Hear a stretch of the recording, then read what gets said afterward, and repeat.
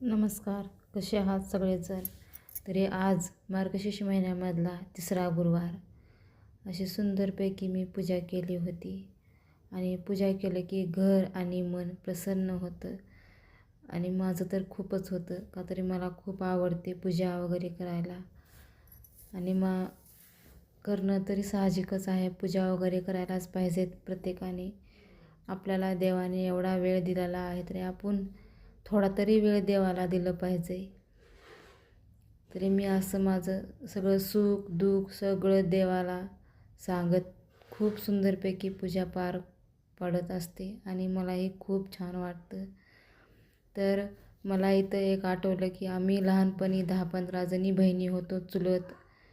सगळ्या मिळून पूजा वगैरे करायचं, फुलं फाटे आणायला जायचं, खूप मजा यायची आणि दिवस कसा जायचा हेही कळत नव्हतं.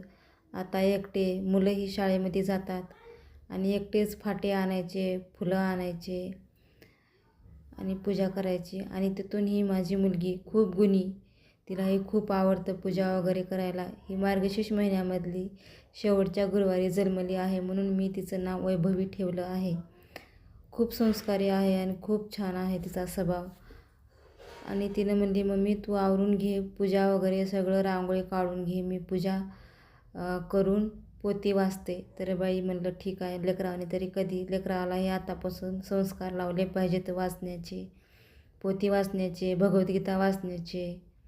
खूप काही शिकण्यासारखं आहे. आताच्या लेकराला काहीही माहीत नव्हतं. आपल्या काळामध्ये रामायण महाभारत वगैरे खूप काही होतं बघण्यासारखं आणि आपण आपुलकीनं आणि वेळ काढून बघत होतो. आपले आई वडील आजी आजोबा सर्व काही बघत असल्यामुळे आपल्याला थोडं बहुत माहिती आहे.